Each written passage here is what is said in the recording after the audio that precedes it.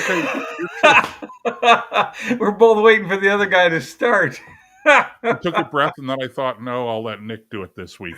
Good evening, everybody. Welcome to Out of Control with Nick and Joe. He's in Ottawa, and I'm in BC. Talk about covering the country. All we need now is a correspondent out in Halifax, and we got the whole place covered. Well, no, we have to get up north too. People always forget about the northern coast here in Canada. So that's Well, why there's three coasts, and you and know the what? distance It, between Canada's far north and and the rest of the East and country, West let's say Coast. the southern border, is thousands of miles. It is. And as a So matter of fact, now you make me think about it. We could get somebody from Resolute. do they still call it Resolute? Yeah, I believe so. That's the capital of Nunavut, None of it? I think. I don't know. Or is that Northwest Territories I'm thinking of? Shouldn't we know these things? No, We White should. Horse. No, I know. You're thinking White Horse, Whitehorse, Yellowknife. Yukon. Okay, Yeah. Yukon is sorry. Yellowknife. That's right. Yellowknife is Yukon. White Horse is Northwest Territories, and Iqaluit, I think, is none of it. Because I know I'm And that used 90% to be sure that's. Frobisher Bay. Yeah, maybe that's the one they changed because I'm sure Resolute's still there. We could Could be. always go all the way up north to Alert. We could go all the way up north to Alert, and you have to be mentally unstable to be stationed in Alert, Canada. Oh my God, 6 months a year up there for, yeah. You want the summer months, not the winter months. I don't know. It's funny because on the one hand, I understand people not wanting to be in the perpetual darkness, which, by the Right. way, is not 6 months of the year. It's really No, only a couple of months of the year at five and most. a half. Yeah. Okay, at most. But being up there during the perpetual, the so-called midnight sun, is no picnic either, Nick. Well, I know I've never been that far north, but I've been far enough north that you begin to see how short the nights get in the summertime and how long they are in the winter. So you're getting up Sure there. enough. Pick a lake. You could have um, summer nights that might be 4.5 hours long, five maybe. So the sun would go down. It would get dark, but not for very long. So there's a lot to be said for that.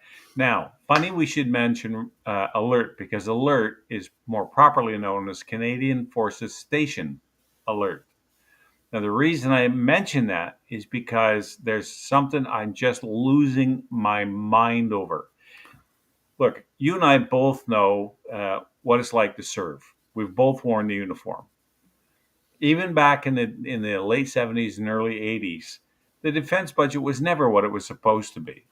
I don't think we've ever hit 2% of gross domestic product like we're supposed to for our NATO commitments. But it was a lot better then than it is now. Now, not only have they said because we were spending about 1.42%, one of the lowest in NATO. Now we find out they're going to cut another $1 billion out of the defense budget. Now you can get into the weeds about what to cut and what not to cut, but the fact is we're already underfunded. We're so far behind the eight ball, it's just absolutely ridiculous.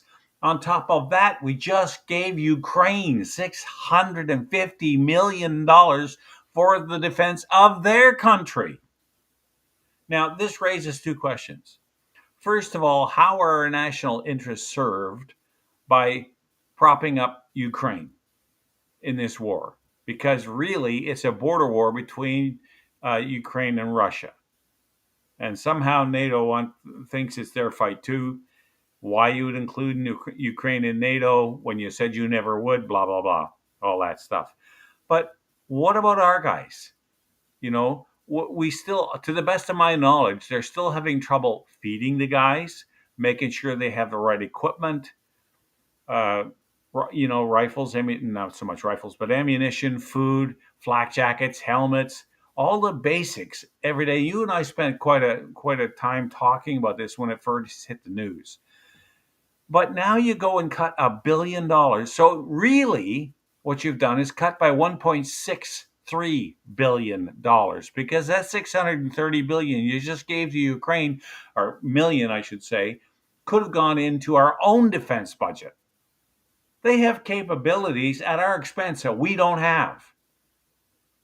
And it's enough to make me lose. I just tell you, it breaks my heart to see these guys out there. They're lowering standards to try to find ways to recruit people. They just, it's like they're walking around going, how can we kill the armed forces? And what can we do to advance that agenda today? And then they're doing it. Because I don't know who would want to be a member of the Canadian Armed Forces today. Just to walk around in a green uniform or a blue uniform or a black one. I'm sorry, that's not a good enough reason. The most up-to-date piece of kit we have are the Canadian patrol frigates, which are now 20 years old. So I don't know. It's just this government. I know I say it all the time, but this government has to go, or there won't be a country left. If you can't defend your own borders, you're not a real country. Well, so let's unpack a few of the things you pointed out. First of all, the justification, which I do not agree with, but the idea that we're going to send more money to the Ukraine, it isn't so much to prop them up. It's because, at least this is the argument, and again, I don't agree with this argument. Right. But the argument is that if we don't if we don't stop the Russians from taking over the Ukraine, then we run the risk of them attacking Poland or another actual NATO country. Now, I don't agree with that. I saw Lindsey Graham the other night on the news, and he was talking about again a while back that Putin apparently made some statements to the effect of one of the great terrible things that happened was the fall or the disintegration of the Soviet Union, Right. or at least the follow up to the Soviet Union, which was no longer communist, but it was still the same borders, etc. Right. And he went on to say to include in that fundamentally wrongly, and I like Lindsey Graham. For those of you who don't know, in Canada, he's a U.S. senator, and he went on to include in that Poland. And I'm thinking, but Poland was never part of the Soviet Union, and so again, it's this idea that uh, if Ukraine falls, and nobody wants to see the Ukraine fall. I mean, not on our side. I'm not saying that they should throw in the towel, but what I am saying is that I don't necessarily see that our national interest is fully engaged here. And I, if you want to make the argument that we should be supporting Ukraine independent of any other factor, again, I may not agree with that, but that's a stronger argument than we have to do it because if we don't, then the Russians are going to potentially attack the Baltic countries that are part of NATO, or Poland, which of course is part of NATO now. And I just don't see that as being a credible possibility. I don't. I see the Russians obviously have no problem engaging the Ukrainians, and people have to remember, Nick, that this conflict, the armed aspect of this conflict between Russia and the Ukraine, has been going on for many years. That's It right. didn't just start with an out of the blue invasion by Russia of the Ukraine. This has been going on for many years now. The Russians already invaded and annexed Ukrainian territory, the Crimea, Right. but even setting that aside, the fighting at the border between the Russians and the Ukrainians in eastern Ukraine has been going on and almost constantly, with ongoing skirmishes and outright fighting between the two militaries for several years. So, did the Russians launch a full scale invasion? Yeah, they did. Hmm. But I always saw this invasion as really nothing more than an offensive on what was an ongoing war in the first place, and they Right. didn't fare very well, by the way. Anyway, long and the short of it is this: okay, I don't see that our national interest is as deeply engaged. And again, in this conflict, I I I I support Ukraine. I think what the Russians did was wrong, and I think that if I had to choose between the two countries on the basis of right and wrong, clearly Ukraine is right. But are we going to spend treasure in Ukraine because we don't want the Ukraine to be overrun by the Russians? I don't see it. It's wrong what the Russians are doing. It's unfortunate. But we're not in a position where we can or should be engaging in every conflict that comes along simply because now it happens to be the Russians. What happens if the Chinese go to war with India, for instance, which they've done before? Are we going to now all of a sudden rush to support India? What happens if, well, we could go on with this, Nick. You can draw any scenario you want It to. You it get it your it point. it Yeah. drives me crazy, and this is all of this is independent from the fundamental problem that you're addressing from a Canadian perspective, and that is the sorry state of our military. And the argument that we can afford, we have to support the Ukraine and provide them with resources that we refuse to provide our own soldiers. Who, and let's reiterate this. I know we're rehashing old territory, Nick, but it's worth reiterating this. Canadian soldiers who are actually in that theater of operations in Eastern Europe, guarding, they're in Poland on training missions, and they're actually manning posts in Latvia, Yep. okay, to deter Russian aggression. If you really believe that there's a threat that the Russians could very well invade Latvia, then don't you think that you should be spending maybe a portion of that money that you're handing over to Ukraine, providing air defense capability to our soldiers on the ground, our infantry soldiers on the ground in Latvia, in case it's just mind-bogglingly. I want to I say know. incompetent, but it's not. Incompetent isn't the right word to use here. It's just I can't find the right word to use, Nick. It's just so stupid. Well, this is why I say it's like they're trying to kill the Canadian military, and every day they walk around going, "How can we further that agenda?" If you look at it from that lens, it's not really that hard to understand because you're giving away money that should go to the defense of our own nation.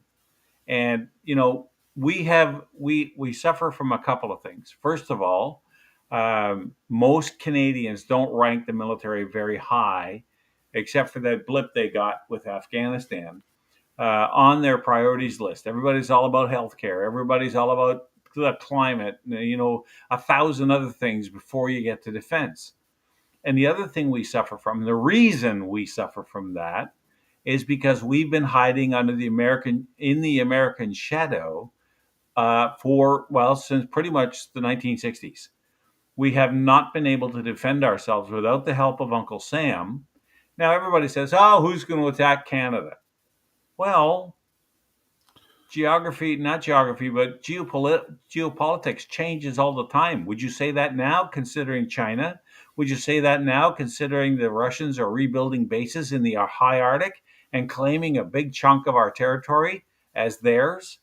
Look, All of a sudden, the threat of war is not so remote anymore. yeah, and But and and we're not. Let's remember, Nick, we're not. We. It's not even a question of who's going to attack Canada. It's a question. We can't even meet our basic responsibilities here in Canada. We're not prepared right, because we have a military that's not prepared to meet those responsibilities in the event that we have a domestic emergency. God forbid that you're living on the West Coast, that we have a major, an earthquake, for instance, in Vancouver.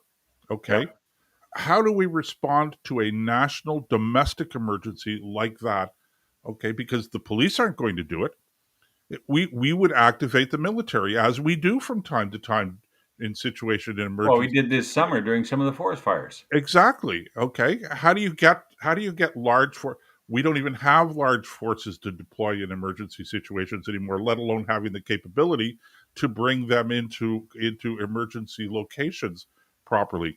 And on top of that, Canada is first and foremost, and I'm not saying this because I'm an old Navy guy, it's the truth. Canada is first and foremost a maritime country when it comes to Yep. the military, Yep. to the armed forces, and we have.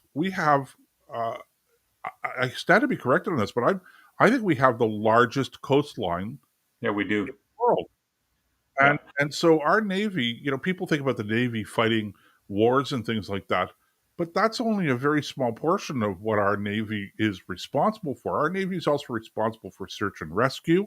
It's Hmm. responsible for drug interdiction. It's responsible for policing illegal immigration. It's Yep. responsible for environmental protection, uh, and not just a 2 or 3 mile offshore limit. Okay, our offshore claims are hundreds of miles. It is why we don't have a capable, functioning, robust naval presence for all of those reasons is scandalous in a country like Well, Canada. when you consider the Danish Navy, they're on par with us. They're a tiny little country. Yeah, they have Greenland, but let's face it, It's Greenland. it's Greenland. Yeah. But outside of that, they've got this tiny little thumbprint of an isle of a country in Europe, and they have a navy equal to ours. They have the same basic submarines. I looked at it a little while ago. Same number of surface ships. You know, not that I would ever want to go to war with the Danes. We don't have any bones to pick with the Danes, At but least not at the moment. well, we settled the boot. We Now settled that we the Hans settled that, Island war. now that we settled that Hans That's Island right. dispute, That's right. But seriously, in theory, at least, yeah, we would have a hard time with Denmark, and it's because Denmark is not a third world country; it's a first world country. But if you ever went to war with a navy of that size, we're in trouble and because we're a long way from home. All the issues we've already talked about, lack of equipment, um, getting spare parts. If you let's say you need a recirc pump down in the engine room, and it's got to come from Halifax. Okay, so you got to tie up in Europe somewhere, and how are you going to get it there? You got to put it on an airplane. Well, are you going to fly it commercially? In today's world, you probably would. In our day, they'd throw it in the back of a Herc and fly it over, along with thousands of other things. We don't have the logistical ability to support the military, no yeah, matter and what branch you're talking about. and for those people out there that think about, well, warfare and things like that. Okay, let me give you not that long ago a very practical example of how important is to have a real naval presence, and that was when we were shutting down the cod fisheries off our east coast because of the depletion of the cod stock. And when we declared a moratorium in those fishing zones because of the depleted cod stock, the Spanish were still wanting to send fishing fleets into that territory, into that region, and when we said no, they sent naval destroyers or frigates along with their fisheries. Now, in the end, it came to nothing. But the fact is that sometimes you have to be prepared to not just. It's not just a question of warfare. It's policing things as well. That was an environmental issue where the Navy potentially was going to play a very important role. The other thing is this: anybody who wants to have practical today example of our lack of capacity in our military, all you have to do is look at our prime minister being stranded for 2 days in India because his plane broke down and we didn't have another aircraft to send to pick him up. Well, there are rumors and reports the plane wasn't broken down, the prime minister was, but we'll leave that for another show. Okay, well, Nick, let's take a quick break. Sure. All right, we'll be back in a couple of minutes here on Out of Control with Nick and Joe. Do not go away.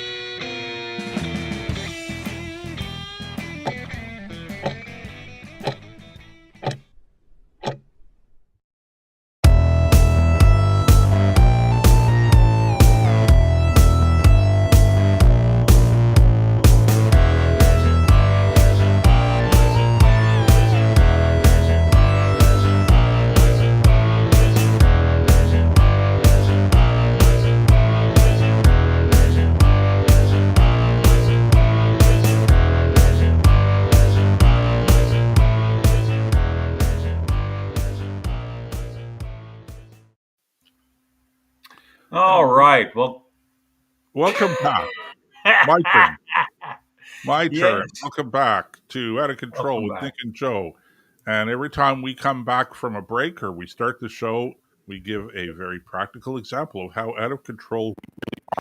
Because neither one of us knows who's going to And this lead is off. it's really, it's really hard when you're trying to do a show like this, and but we're not in the same studio. And back in the days when Nick was in Ottawa, we had a studio, and we could kibitz back and forth and throw paper airplanes at one another off when we were on break and things like that, and nobody ever I knew that make was a better right. airplane than he does. Yeah. Anyway, so there it is. As I said, welcome back. All right. All right, where are we One of going the other, next here, Nick? that's a very good question. I'm so very glad you asked.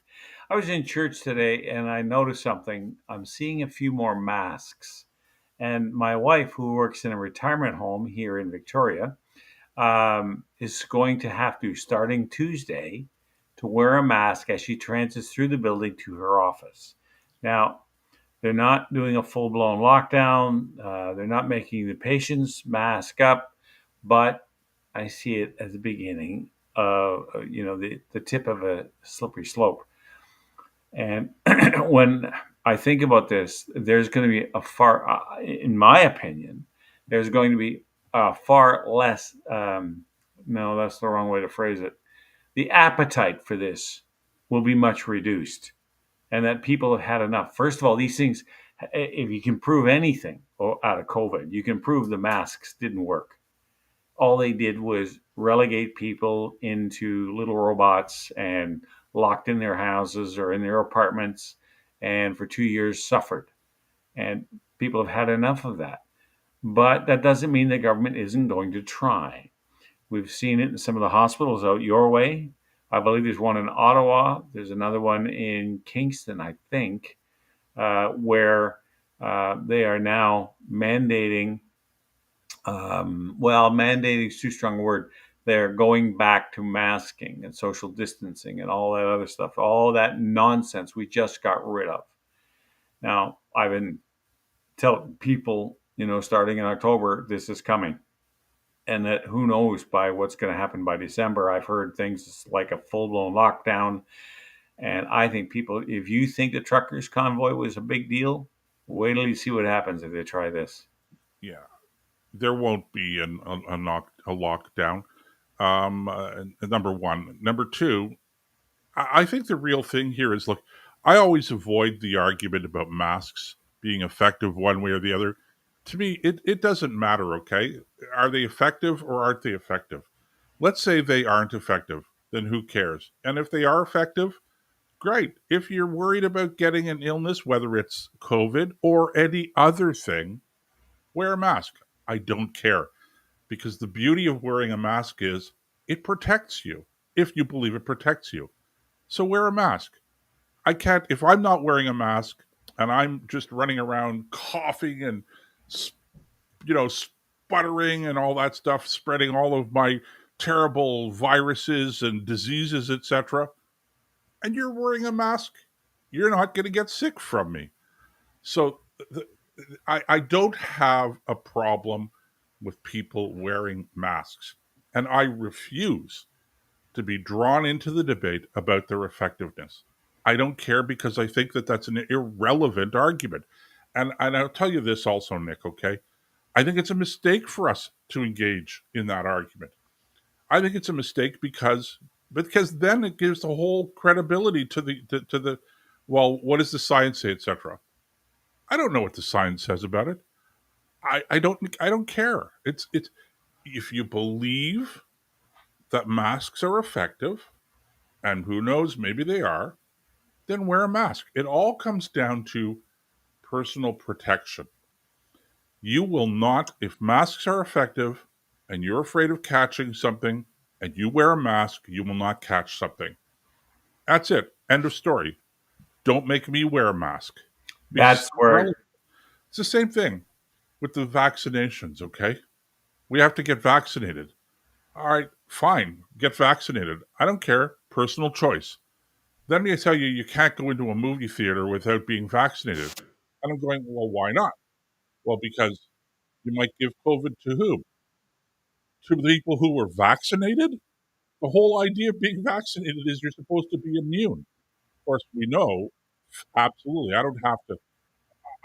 I don't know for certain about masks, but I know for certain about vaccinations. They didn't work. If they did, if they worked, we wouldn't have people going and getting a second and a third and a fourth and a fifth booster every month. Every 2 months, somebody's got to get a booster for their vaccine, their double vaccine that was supposed to make them immune. Well, it Well, didn't make anybody immune. what you're doing though, you're making my argument because that's where I was going next. It just the only reason I even mention the mask, it just drives me crazy how easily fooled and driven by fear people can be. Well, and Because that you hit the nail on the head there, Nick. It's all about fear. And I think that that's absolutely, really going to be the issue here is not what the government is going to say or not say. I just don't think people are afraid of it anymore. Some people are, but I just think most people are shrugging their shoulders and going, it wasn't such a big deal before. well, That's this is, all. I've talked to a bunch of different business owners out here, and I said if they go back to a lockdown or, moving in that direction, and to a man, and I mean more, I've talked to more than one or two, to a man, they've all said, I don't think so. I'm not going through that again. It almost put my business out of business last time. I am not taking that risk again. And I think you see that in a lot of different places where people begin to say that because they feel like they've been lied to. It's not just fear. It's fear, lack of trust. If you have a lack of trust, then there's a certain element of fear built into that. But for me, like, I didn't like it the first time. I don't like it now, mask or vaccine. But it all boils down to what you were talking about, personal choice. Like, I've never gotten a flu shot ever. I don't have any problem with somebody wanting to get the flu shot. You want to get it, go get it. I don't care. Yeah, I've I had two believe. vac- Go ahead. Sorry. I've had two vaccines in the last week. One for Hep A and one for Hep B. Okay, I have liver trouble. So they said you need these two. Okay, fine. So bang bang done, right? Because I understand there's a definite benefit to those, and I'm not an idiot. I'm not one of these people that rejects every word a scientist says and goes complete. We got rid of polio and tuberculosis and, well, not rid of, but you know what I mean. Tetanus and all these things require vaccines so that your body builds up immunities to the diseases before you get them. I get that. But that's not what happened with this. And I'm not playing that game again. I didn't play it the first time. I'm not playing it the second time. And this time, there's going to be a lot more people who are going to be on that bandwagon. Well, the good news, Nick, and a good example for every province in this country, except for Manitoba, which is already the leader in this, both the leader of the Conservatives in Manitoba and the leader of the NDP both issued statements about 2 weeks ago saying that under no circumstances will Manitoba go to a lockdown again, no matter how bad COVID gets. I mean, Good. and those are pretty ironclad, unequivocal statements. And again, um, qualifying it by saying no matter how bad COVID gets. Well, the beauty of this is that COVID is not going to get to the point where you're going to have a lockdown anyway. Look, the other thing on all of this stuff, Nick, is that I I I, I think that people fail to appreciate the effect of the lockdowns on our economy that we're currently still paying the price for. We've talked about taxes, we've talked about supply chain and all that stuff, but a lot of the effect that we're having right now with inflation, with high prices, with all kinds of things is directly related to our government's decisions, not just in Canada but in many other countries, to shut down their economies. And the two problems with that immediately, economics 101, is you cut off production, you shut Hmm. down production, you shut down transportation. At the same time, that you're building up pent up purchasing and demand for purchasing. And the minute you release those things, you have immediately a problem with inflation because you have people who have not been buying anything because they've either been locked down, or even when they weren't locked down, they were afraid to go into stores and things like that where there were crowds. So people Right. were not buying things. And at the same time, they weren't producing them either because factories were shutting down. This has been it's going to take years for this to settle, go to work its way through our economies again. And my sense is that politicians on both sides of the political equation are recognizing this, but they're not going to say it because they don't want, nobody wants to take the blame for our current economic circumstances. Now, let me qualify that by saying there are other things going on, like taxes, like poor economic planning, like poor federal budgets and provincial budgets in this country and in the States, where it's just a basket case right now in Yeah. terms of their national debt. Okay. There are those problems that are contributing as well. But a significant contributing factor to the economic problems we're having today stem directly from those decisions to lock down our economies as a result of basically fear that I don't think was justified for COVID. You're right on that. Look, we've been saying, you and I've been saying that since COVID got started. The reaction to it is not justified. However, there are things the government could do right now if it wanted to at least help alleviate the problem. And that very first thing, of course, is what we've been talking about through the whole thing. That's these carbon taxes. Uh, the majority of Canadians right now want the carbon tax killed. They don't want it reduced, they want it killed. Now, I don't have the numbers in front of me. I can't give you percentages or anything like that.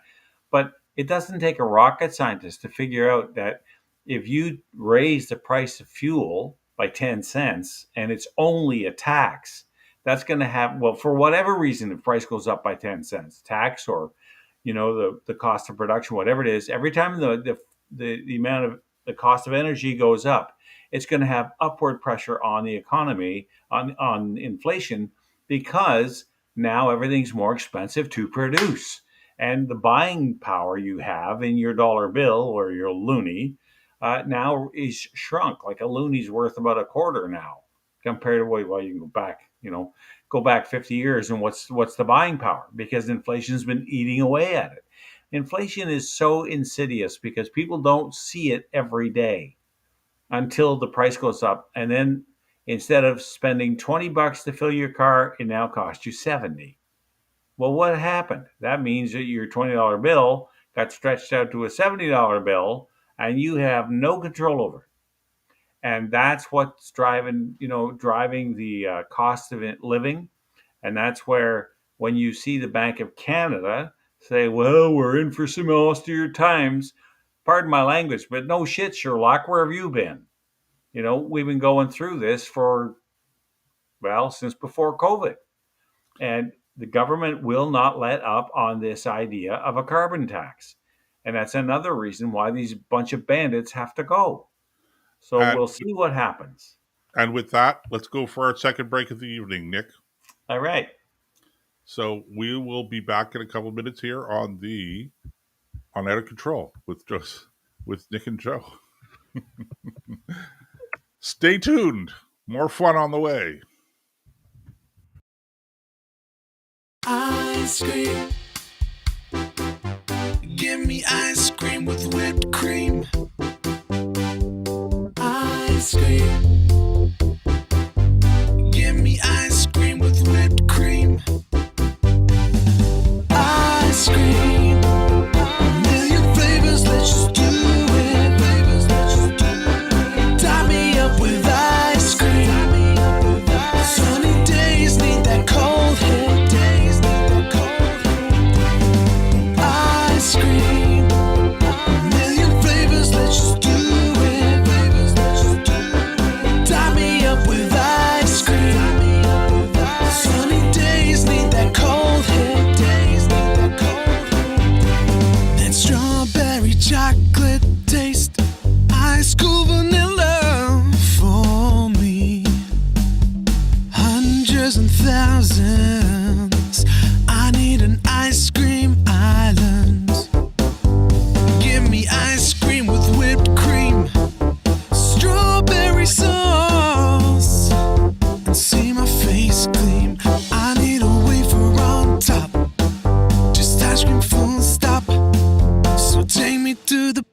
shop. Ice cream, a million flavors, let's just do it. Tie me up with ice cream. Sunny days need that cold hit. Ice cream, a million flavors, let's just do it. Tie me up with ice cream. Sunny days need that cold hit.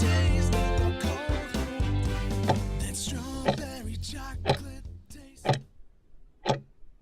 There is just a feeling that this might be right for us, for you and me. There is just a look, I think this might be right for us, for you and me. There is just a feeling that this might be right for us, for you and me. There is just a look, I think this might. From the government, and we are here to help you. We are here to help. We are from the government, We are and we are government, here and we to are help here to you. help. We are the government. We are government and we are here to help. Welcome back to the Nick Out of Control show, folks. Yeah, I love that. I love that, Joseph. That is, You like that clip? I love that clip. Sums it up perfectly, and it's a summation of Ronald Reagan's famous quote, right? Right. 9 most Anyway. famous words in the English language. That's right. Hi, I'm from the government, and I'm here to help. Anyway, Really? Oh no. Anyway, one of the things I noticed recently is that while I was watching some of that heavy rain in New York City, and look, I get there's been bigger floods in more places than what happened in New York City, but what struck me as odd about it was it's things like this. And maybe I'm falling into the trap of the Weather Channel always having to report everything as over the top. Like, remember the story where the guy was supposed to be standing in a hurricane, and then he's got his umbrella like this, and it's blowing, and he's almost going sideways, and there's two guys walking behind him, like not even their hair being ruffled. There was a great big fan to create the illusion of a hurricane. Do you remember that story? I haven't seen it. I've heard it though. It really points out how far the Weather Channel tends to go in order to create drama, because weather's weather. Like, for this summer here in BC, it was gorgeous all summer long. What are you going to say about it? It's the same 3 H's: hazy, hot, and humid. Like they used to talk about the weather in LA, right? Hazy, hot, and humid. 70 degrees every day, always the same weather. What, in LA? Yeah. They used to call it smog, and smoggy. Okay, well, fine. But the point was it didn't change. So True. how are you going to get people to watch the weather? You have to create this sense of drama. And Okay. maybe that's it. But I'm also noticing, it seems to me that there is a lot more activity going on than there was 20, 30 years ago. So I'm keeping in mind the drama that is required in the news cycle now. And everything is a major disaster, even when it's not. But one of my favorite Old Testament stories is Jonah and the whale. And what happens? Well, Jonah is told by God he's supposed to go to this place called Nineveh. The Veggie Tales do it. If you ever seen that, you got to watch that. Veggie Tales tell the story of Jonah. It is absolutely hilarious, but at the same time, it tells the story rather well. So he didn't want to go, and finally, he's on a ship. He said, "Oh, was it Tarshish? He was going to the name of the city." Tarsis. They said Tarshish, Tarses, whatever. It's the tar place. And the big sin they were committing in that city was they were slapping each other with fish, because it was meant for kids, right? So anyway, Jonah was supposed to go and tell them to change their ways, or God was going to destroy their city. Well, he went there. The people had a change of heart. And this is after 3 days in the whale and all that stuff. The crew threw him overboard. That's what it means. That's where the term we've got a Jonah on board in the days of sail would come from is that if the ship ran into misfortune after misfortune after misfortune, they would think somebody on board was a Jonah and they'd toss him overboard. There's a great scene of that in Master and Commander. Anyway, I'm getting sidetracked. But what happened in the long run was Jonah was sitting on a hill waiting for God to destroy the city, and he didn't. God changed his mind because the people came back. But what happens when they don't? Like, I'm not trying to. I'm trying to present this in a way that just to get people to think a little bit. Like, the farther we get from our Judeo-Christian ethics, and when I say the worse things get, I don't mean just the weather. I'm talking in every aspect, culturally, wars between nations and things like that. You've got all these calamities falling upon the head of man. And I think it has something to do, at least, it's something we need to consider. That maybe somebody's trying to tell us something. And maybe we should sit up and listen and see if that might at least play part of the role, because there's always natural disasters. There's always going to be wars and people going without and great atrocities committed in the world. That's been going on for as long as man has tread the planet. But sometimes heaven doesn't reach down and give us a good hard smack in the back of the head. And I don't know that this isn't one of those times. Well, I'm not God, so I believe me. I generally I've spent uh, lots of time not making predictions based on my reading of the Bible, and I'm a religious guy. Believe in God. I believe in a God that is has an interest and will intervene in worldly affairs for whatever reasons. But unlike a lot of people who read the Bible and they say, "Oh, this is happening because of etc." And I'm not suggesting this is what you're doing here, Nick. But I always say, look, the only thing I could say is this, okay? The world is unfolding exactly the way that God intends it to unfold. And if it seems a little bizarre to me, well, that's because I'm me and he's God. So there it is. I can't fathom his plan, and it's not my responsibility to fathom his plan. It's my responsibility to conduct myself in a manner that is consistent with the morality that I am taught. Um, uh, so, full stop. Having said that, let's just address the question of what we'll call them extreme weather events, okay, or other quote unquote natural disasters. There are two factors at play here, and it's not just the dramatization on the part of the mainstream media of these events. There are two things though that are at play. The first is that we see these things more often because, unlike even 20 years ago, we are really starting now 20 years ago with the advent of the 24-hour news cycle and cable news networks, etc. Right.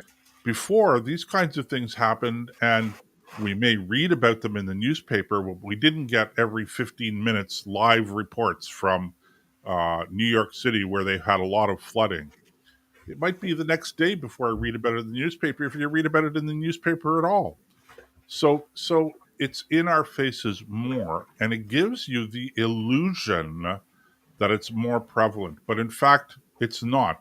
The data is very clear. If we look at Canada and we look at the United States, okay, and we look at the weather reports and we look at the record temperatures, or we look at the records of extreme weather events, the data doesn't support the argument that it's happening more often. We're not having more hurricanes than we've ever had. We're not having more stronger hurricanes than we've ever had. Some years we'll have a couple of more. Some years we'll have a fewer. Some years they're going to be a little, on average, stronger. Some years they're going to be on average less. Which brings us to the second important factor, and it's a psychological factor, Nick. It's called confirmation bias. Hmm. Okay, and that is, it's a very well established, very well researched psychological phenomenon. And how it works is this: you don't think twice about something. It may not even register until you keep on hearing it's a problem. And now, once you hear it's a problem, you're going to see it more often. But it's not that it's happening more often. It's that you're paying attention to it. It's registering in your mind more often. And again, it gives you the impression that something is happening more often when in fact it's not. For instance, um, how many times do you see a Volkswagen Beetle on the road? I was just going to use the same analogy, Okay, well, I don't know. but I'm buy not one. sure, but but I'll tell you, if I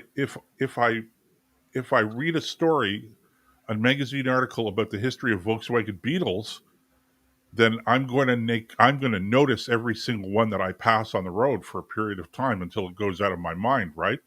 Uh, but it doesn't mean that there are more Volkswagen Beetles on the road. It's just that it's You're registering because noticing. it Yeah. happens to be there.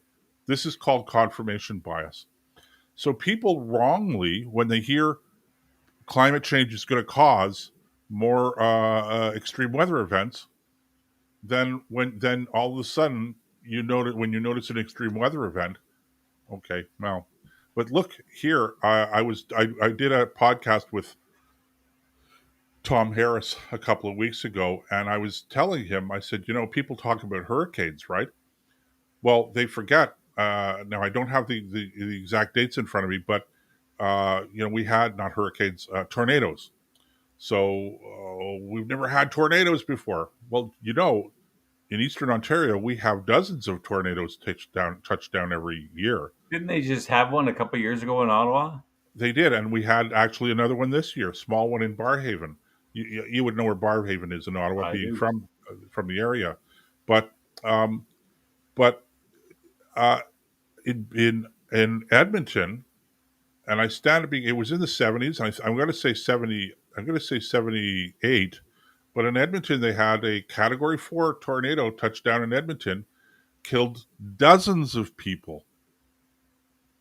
Um, Tornado touchdown in sometime in the 80s in Barrie, Ontario.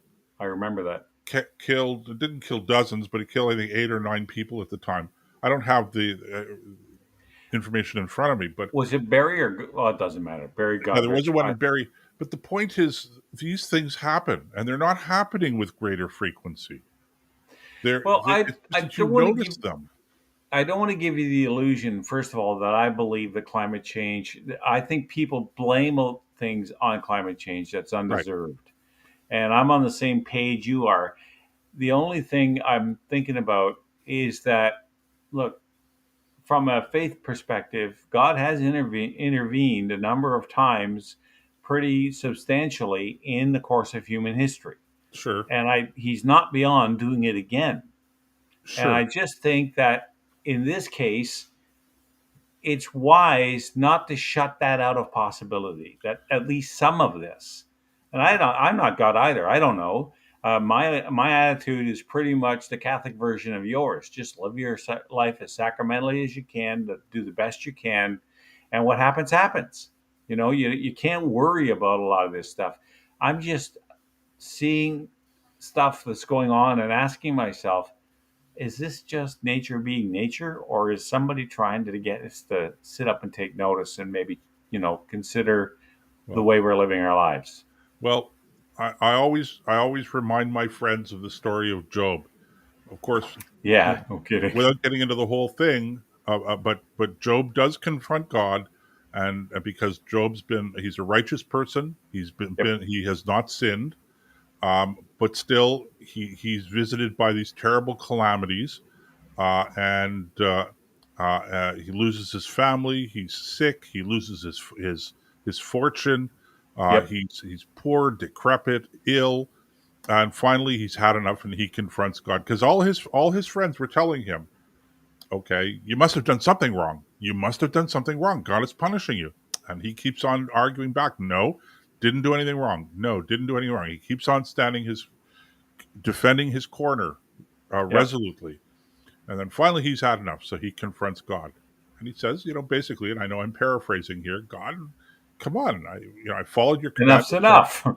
Enough is enough. Tell me what you owe me an explanation.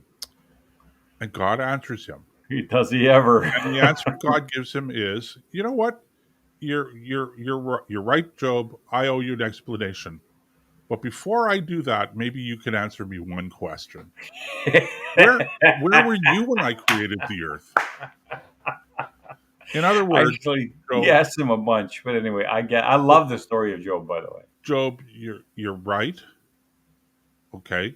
Sometimes things happen and we suffer, and there's pain and there's suffering in the world, and you're not wrong to confront God about it, but you're wrong to think that you're going to understand God's plan. Yeah, that's for sure. And I think that's really the thing. It's when people complain about suffering, I get it. I don't want to diminish people's suffering or anything like that. And disasters happen in the world, etc. And the unsatisfactory explanation for this is that we don't understand everything that happens in the world, but you and know something. that's all. Even in the midst of the worst tragedies, there is opportunity. How many acts of mercy do It's you true. see carried out? Take 9/11 as an example, or take any disaster you want to pick, or any war. Well, war's a disaster too. How many times do we read about people who have gone from nothing to, you know, unbelievable sacrifices for the sake of their fellow man? And let's not, so instead of just getting wrapped up in the pain and the anguish, like if you come across a traffic accident, okay, that's tragic, especially if there's been fatalities. But what about the people who weren't killed? You have a chance to minister. And by that, I mean, go to them, provide first aid, and give them comfort in a terrible situation that you would never have been presented with had you not come across the scene of the accident. So it's these kinds of things are really RMX blessing. It's just it's when you think about it and you spend too long working on a boat and not enough time, thinking about other things, your mind tends to wander. So Well, Nick, everything. Okay, I can only speak to the Jewish perspective here, and the Jewish perspective is everything is a test. Everything is an opportunity for you as an individual human being to do the right thing. Some people their test is to have wealth, which could be just as much a test as being poor. Mhm. Different, but every person has a soul, and every soul has to undergo its development. And everything that you are confronted with in life, including things that on the surface look very good, okay, is still a test. And Yeah. so the only question is, it's not what is God doing? The real question is, what are you doing with the circumstances that you find yourself in, for better or for worse? And when you look at life that way, it doesn't make things feel easier. But remember, let's not be fooled by our feelings. And I don't want anyone to listen to this and think that we're being dismissive or we're treating anybody's suffering tritely or anything like that. I'm not saying, oh, you deserve to suffer because that's what God Quite the wants. opposite. Quite But the opposite. I am saying that everything comes along. It's kind of like the version of what you're saying is everything is an opportunity.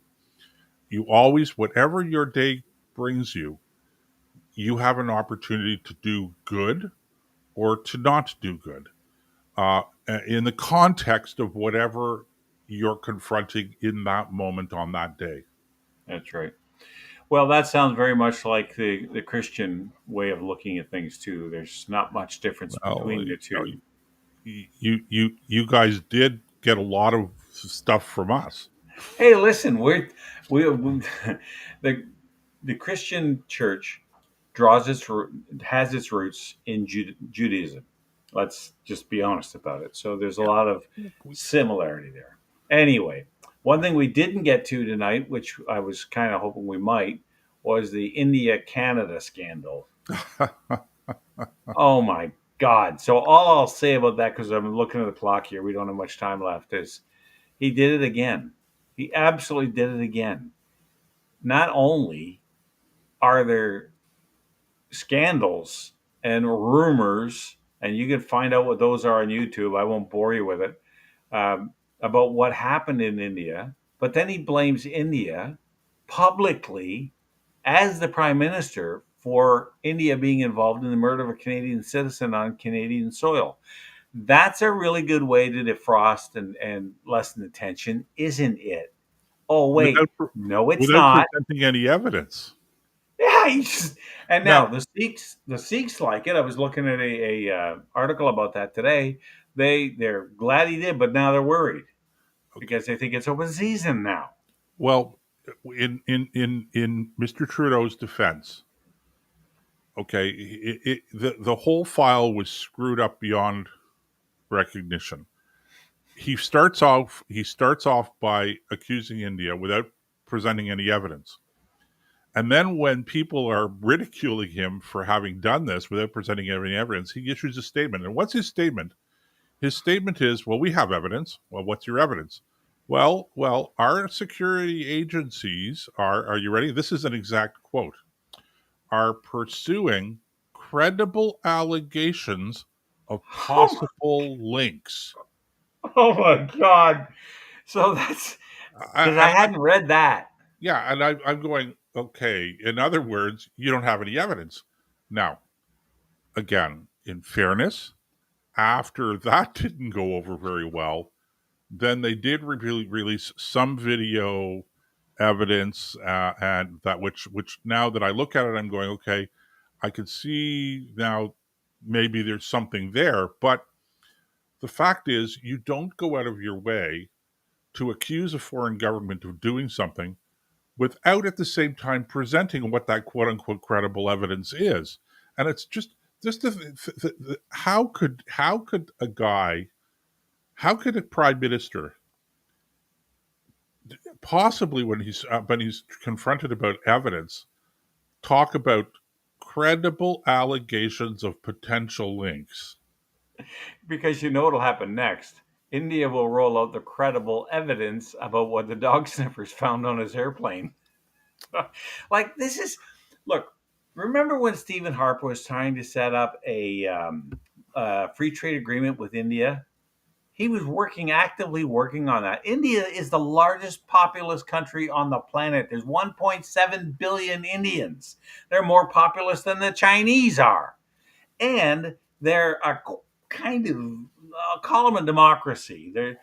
I don't know if I call them a first world democracy, but they're close. I mean, they have elections, they have a judicial system. Yeah. Okay. In other words, they're a massive market. We could trade with India, all kinds of things. And what does Trudeau do? Not only does he slam the door in his face, in the face of that deal, he makes sure that deal is so close to the door that when he slams it, he breaks their nose. This is just, oh my God! Like anyway. I for lots of reasons, this guy's got to go, and maybe next week, if we remember, we'll make a note to ourselves. We can talk about the turmoil that is starting to develop within the Liberal Party. There are elements now in the party that are starting to talk more openly about, okay, Justin, time to go. You've been prime minister long enough, and the timing is that now is the time for you to be thinking about doing it. But unfortunately, we don't have time for that tonight. Unfortunately, but we will get into it probably, well, I would think next week. Well, we're going to try to do it next week. Yeah, well, you never know, because we're a little loosey-goosey around here. We're out of control. That's we're like an airplane with no rudder. Tonight. Maybe a little disorganized from time to time, but not out of control. And, ladies and gentlemen, we've been doing an hour show. We used to do 2-hour show. We wanted to cut it down to an hour because we wanted to get, a couple of logistical things straightened out on that. But at some point in time in the not too distant future, we might go to 90 minutes or maybe even 2 hours. Up to 2 hours, yeah. I don't know. It depends. Will you It be able all- to take us listen. for 2 hours? That's the real That's question. that's the more important question. Or even more importantly, will Nick and I be able to take one another for 2 hours? That Well, remains we've got to be seen, ladies and gentlemen. We've got 2,500 miles between us. I think we're going to be okay. That's it. All right. Well, I appreciate you tuning in, ladies and gentlemen, and that's it for me. Nick, over to you. All right. Thank you, Joseph. We'll see you all again when you're a little bit older. And in the meantime, we'll be Caritas et amor. Deus sibi est. Good evening. God bless. Don't let anything disturb your peace. And may you have a fair wind and a following sea.